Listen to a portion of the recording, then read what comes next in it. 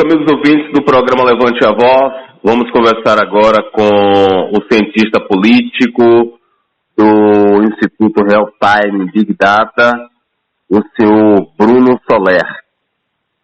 Nós estamos vivendo neste momento, praticamente todos os dias, uma pesquisa, seja presidencial ou estadual, e às vezes isso dá um nó na garganta, na cabeça do eleitor. Algumas divergem muito, outras nem tanto. Eu pergunto ao senhor, bem-vindo ao Levante a Voz, quais são os parâmetros usados para uma pesquisa? Grande abraço. Bom dia a todos os ouvintes da Rádio Sociedade.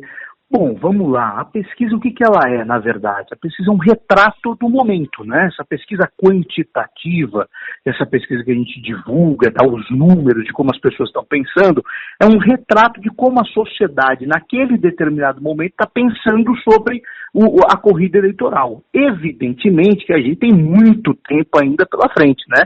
E do ponto de vista da política, ainda mais tempo, porque 3 meses na política é uma eternidade, né? O que a gente tem aí até começar o processo mesmo, até ir para a urna e as pessoas decidirem. Então tem muita coisa para acontecer, muita água para rolar. O que a gente consegue e como que a pesquisa ela é realizada nesse momento? A gente tem que fazer uma boa divisão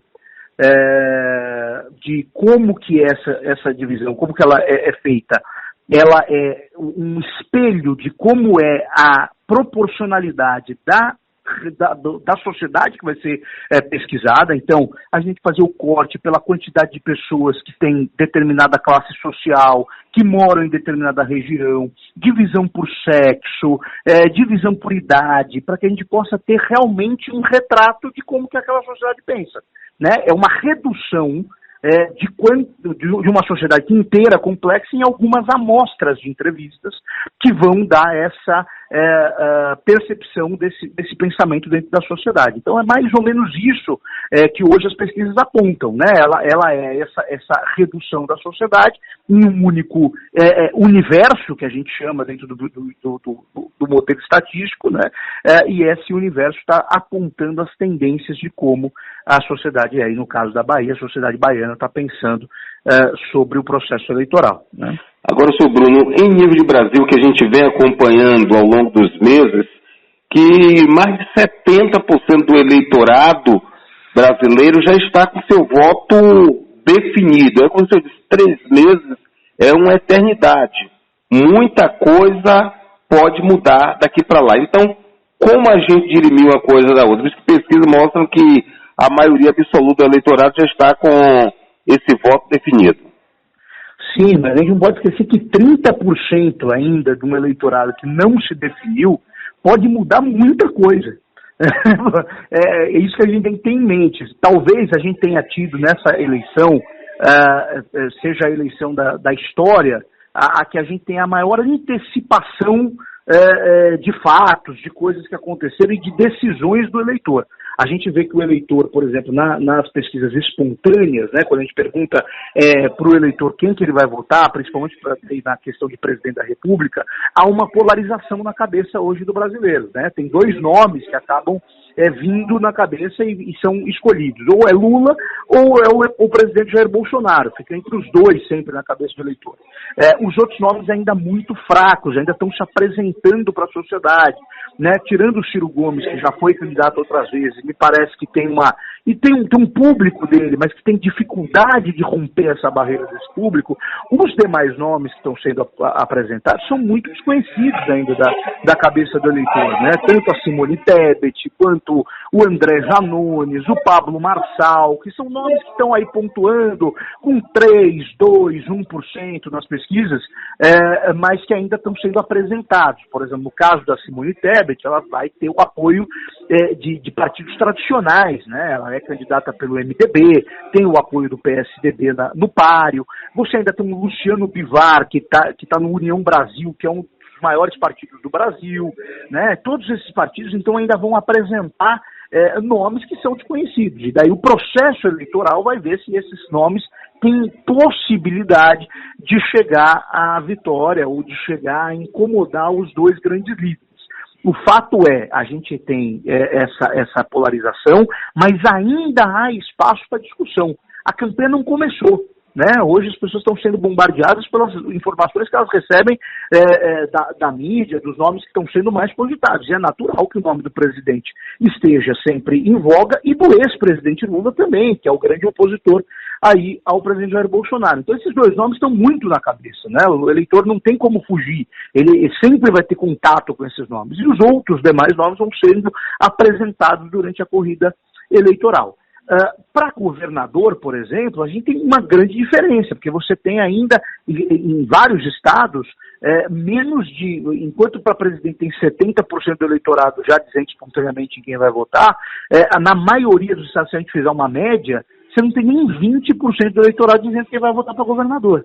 Então ainda também vai ter esse espaço para discussão para as campanhas locais, né, em cada estado brasileiro. Aí na Bahia não, aí na Bahia talvez você tenha um nome que já desponta, já rompa essa barreira aí dos 20%, e outros nomes que ainda vão ser apresentados durante o processo, né? Você tem o ex-prefeito de Salvador, ACM Neto, que é um nome muito conhecido, já rompendo essa barreira dos 20% da espontânea, mas os demais nomes, o ex-secretário Jerônimo e também o ex-ministro João Roma, ainda sendo apresentados para população, né? E ainda as pessoas tendo contato com esses nomes, ainda conhecendo, sabendo o que eles representam no jogo, e daí, durante todo esse processo de campanha, vão poder decidir em quem vão escolher para governar o estado da Bahia.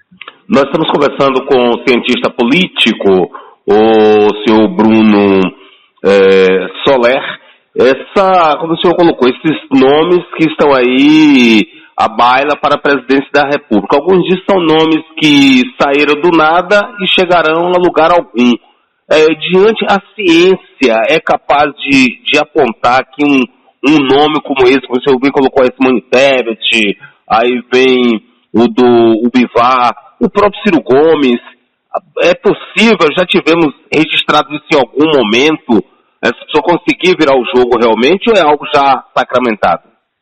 Olha, vamos lá, se a gente parar para pensar, o Brasil é dado algumas rupturas que são interessantes no processo eleitoral. Né? A primeira eleição brasileira, pós-ditadura, né, em 1989, a gente tem um nome que era um nome basicamente desconhecido da grande maioria da população e que se apresenta, era um governador de um estado pequeno, o estado de Alagoas, né, e acaba sendo eleito presidente da República, que foi o caso do Fernando Collor. Né, foi uma surpresa para todo mundo, competindo contra nomes absolutamente tradicionais da política. Né? Você tinha o Lula, que era já um líder sindical que surgia naquele momento, você tinha Ulisses Guimarães, você tinha Mário Covas, Paulo Maluf,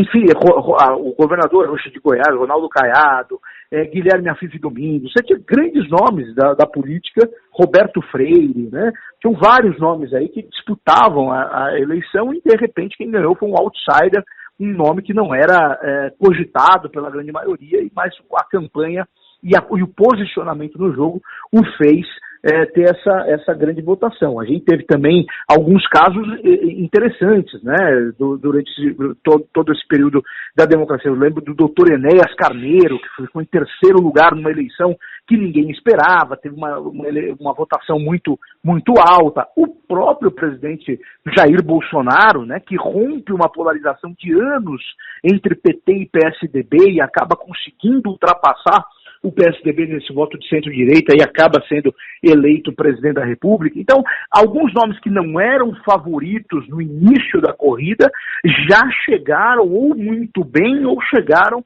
para serem vitoriosos, né? A gente está vendo uma eleição agora que me parece com menos chance disso acontecer. Tá? Se a gente for botar probabilisticamente, as chances de surgir um nome que rompa com essa polarização e seja vitorioso, as chances são diminutas. Mas a gente tem que deixar ainda o percurso do rio correr, porque as coisas podem acontecer, né? A política é muito dinâmica, né? Tudo como os candidatos vão se apresentar. A gente está vendo ontem, por exemplo, novamente o presidente Jair Bolsonaro questionando o processo eleitoral, dizendo que tem como provar que houve fraude em eleições passadas, né? Tudo isso pode mexer, dependendo do que acontece aí no processo eleitoral. A gente teve na eleição passada, nós tivemos uma facada que movimentou todo o cenário, né? Uma facada no então candidato Jair Bolsonaro, lá em Juiz de Fora. Né? Então, tudo isso tem fatos externos que podem mexer com a corrida. Claro que se a gente for fazer uma análise fria, hoje a tendência é de uma polarização entre Lula e Bolsonaro e sem chance de uma terceira via decolar. Mas o processo ainda tem muito tempo. E nesse tempo é o que a gente tem que aguardar e ver o que pode acontecer. Minha sensação é que desses nomes postos, talvez quem tenha maior probabilidade de crescimento, maior possibilidade de se apresentar, é justamente a Simone Tebet. Seu Bruno, voltando ainda aqui para o nosso estado, para a nossa Bahia, nós temos milhões de eleitores, mas o Instituto Real Time Big Data pesquisou 1.500 pessoas. Como ter essa definição que esses números são exatos? Principalmente tratando-se de Bahia, como se já estamos escaldados, já vimos esse filme há 16 anos. Como a gente ter certeza de que... porque muita gente acaba até lançando dúvidas sobre as pesquisas. Sim, isso virou uma febre agora no Brasil. No Brasil a gente tem vários especialistas em tudo, né? Agora tem especialista em pesquisa eleitoral a dar com pau. Todo mundo é especialista em pesquisa e faz questionamentos metodológicos. O fato é que o que é uma pesquisa, de opinião? Se eu ouvisse todos os habitantes da Bahia, evidentemente que eu teria o resultado da eleição. Eu estaria fazendo a antecipação do processo eleitoral. Isso é impossível de ser feito. Né? Então, portanto, como que metodologicamente se faz? A gente reduz todo esse universo de eleitores baianos a uma quantidade mínima aceitável de pessoas que vão poder responder à pesquisa. Isso tem uma margem de erro que é sempre computada, tá? Mas quando a gente reduz essas pessoas e cumpre com todas as cotas sociais do Estado, ou seja, eu tenho que ouvir 30% dessa minha amostra tem que ser de pessoas de 25 a 35 anos, de classe D, que recebem até 2 salários mínimos, moradoras de cidades do interior da Bahia.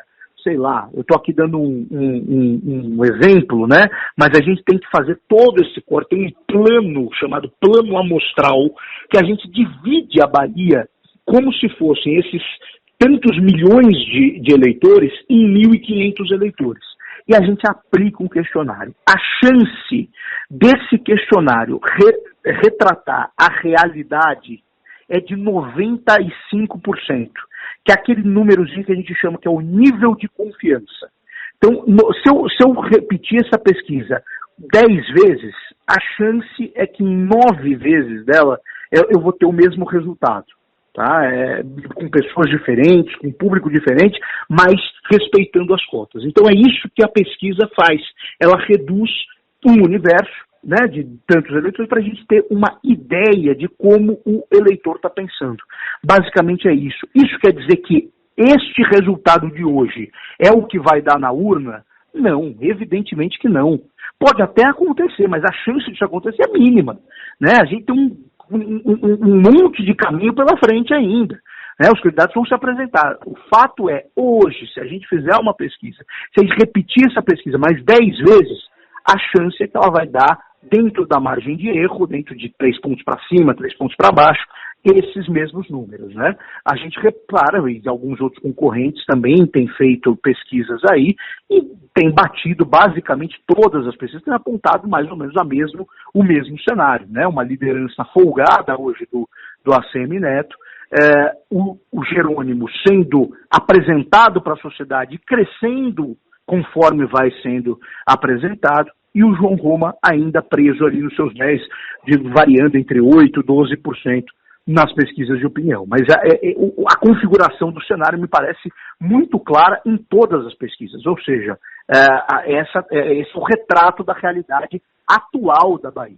Se vai ser isso lá no dia 2 de outubro, a gente não sabe, né? Isso a gente vai ter que ir pesquisando com o tempo para chegar lá no dia 2 de outubro e tentar ter um número mais próximo do que vai para a urna. Ainda nessa linha dos cientistas que nós temos em tudo, né, especialistas, os cientistas políticos aí acreditam que é possível o Jerônimo reverter realmente esse quadro devido à figura do presidente Lula, a aceitação do governador da Bahia, Rui Costa. É algo fácil, digamos assim, é um tabu fácil de ser quebrado realmente. O que é que o senhor pode colocar nesse momento de muitas discussões? Porque o pessoal entende que quando começar a propaganda no rádio e na TV, eles conseguem reverter. E aí, se você que eles lançam até descréditos sobre as pesquisas. Por outro lado, o pessoal comemora, como o senhor bem colocou, a pesquisa é o retrato do momento. Mas até que ponto essa influência dos dois presidenciáveis, o Lula e o Jair Bolsonaro, são fatores decisivos mesmo em uma eleição eleitoral estadual? Olha, vamos lá. O que a gente tem? Qual que é a grande discussão hoje que vai se ter na Bahia? Né? Você tem o ACM Neto querendo estadualizar a disputa e o Jerônimo e o João Roma querendo nacionalizar a disputa. Por quê? Porque cada um está buscando o seu maior ativo. Né? Qual que é o maior ativo do Neto? Foi ter sido um prefeito muito bem avaliado na capital, que isso irradia essa informação para todo o interior, e ele tem uma marca, né, que é a marca Antônio Carlos Magalhães, que ele carrega no nome, que é uma marca estadual, uma marca que está na história da Bahia. E, então, portanto, ele tenta, e é uma marca que consegue dialogar tanto com o mais pobre quanto com o mais rico. Né? E ele tenta, portanto, se posicionar como o homem da Bahia, o homem que vai discutir a Bahia, independentemente de qualquer coisa que possa acontecer lá em cima. Esse é o posicionamento dele. Já o Jerônimo é um nome que está se apresentando para a sociedade. O Jerônimo era secretário de Educação de um governo que é muito bem avaliado. Né? O governo Rui Costa tem uma boa avaliação. E ele está se colocando, olha, eu sou um nome novo que vou dar continuidade ao que esse governo está fazendo, uma repaginada, e eu tenho comigo uma força que é o ex-presidente Lula me apoiando. E a gente vê que os números aí, normalmente no Estado, o ex-presidente Lula tem uma votação grande, tem uma possibilidade de votação grande no Estado da Bahia. Então, ele tenta se agarrar nisso. E o João Roma foi ministro do governo Bolsonaro, sabe que existe um público bolsonarista no Estado, está falando, olha, se você quer derrotar o PT, se você não gosta do PT, se você gosta do presidente Bolsonaro, a opção sou eu, e ele tenta nacionalizar também essa discussão. Então, o jogo aí, como eles estão se posicionando nesse processo. Se o efeito da nacional vai ser grande na estadual, isso é uma coisa que só o tempo vai nos dizer. Quando a gente faz uma pesquisa induzida, ou seja, coloca o nome do ex-presidente Lula junto com o do Jerônimo, do presidente Bolsonaro junto com o João Roma, e deixa o ACM Neto independente nessa disputa, há uma mudança um pouco no quadro de um crescimento, principalmente do candidato petista. Né? A gente percebe isso. Há um pouco de roubo de voto desse candidato petista do ACM Neto. O ACM sabe disso e está brigando com isso, né? Tanto que ele não quer se posicionar nesse jogo nacional, porque ele também quer ter voto de eleitores que vão escolher o Lula. Ele está dizendo, olha, eu fui prefeito de Salvador com Dilma, com Bolsonaro, com Temer, eu fui presidente com todo mundo e fui um bom prefeito. Né? Ele está tentando dizer, olha, não preciso de um nome nacional para dizer que eu vou ser um bom governador. Ele está nessa disputa. Né? Vamos ver como que a sociedade vai encarar essas afirmativas, essas narrativas de campanha. Né? Mas o fato é que cada um vai tentar buscar a sua potencialidade. Cada um vai tentar buscar aonde acha que pode crescer, né? Os estrategistas das campanhas estão aí analisando todos os números, estão vendo. A gente tem uma tendência, onde você tem a maior concentração de pobreza, de classe mais baixa, há uma tendência de voto no ex-presidente Lula, muito em função de uma lembrança de como que era o governo dele os programas sociais e tudo mais. Então, nesse público, é onde o PT está imaginando que pode crescer. Né? O governo do Estado está pensando, olha, a gente tem que atacar essa classe mais baixa que hoje está votando no Neto. E que talvez a gente possa conseguir buscar esse eleitor, né? Então fica essa discussão dentro do PT. Já o Neto está dizendo, olha, não vamos cair nessa. O Rui Costa nem é tão mau governador, ele nem faz tantas críticas ao Rui Costa, mas ele está dizendo, a Bahia pode mais, né? A gente tem que fazer uma superação desse momento que está aí. Agora é um novo momento, e eu estou preparado, fui prefeito de Salvador, fui muito bem avaliado, e etc. Vamos ver como que a sociedade vai enxergar essas narrativas, mas a disputa é franca, né? A disputa é franca. Há, evidentemente, que um favoritismo. E o favoritismo hoje é do Assemineto. Ele sai na frente, o outro vai ter que roubar voto dele, né? Ele já está na frente. Hoje ele estaria vencendo no primeiro turno. Evidentemente que com o passar da corrida, pode ser que o candidato do PT cresça associado ao que ele representa nessa disputa de ser o candidato do Lula, o candidato do Rui Costa, né? Senhor Bruno Soler, o nosso muito obrigado, nos colocamos à disposição, nós fazemos o programa Levante a Voz da Rádio Sociedade e tenho certeza que iremos incomodá-lo em outras oportunidades, quem sabe até mesmo no dia das eleições, porque é algo que mexe com a sociedade baiana, a sociedade brasileira de um modo geral. Muito obrigado e tenha um bom dia. Imagina, eu que agradeço demais vocês, estou à disposição, um abraço a todos os espectadores aí da Rádio Sociedade. Grande abraço.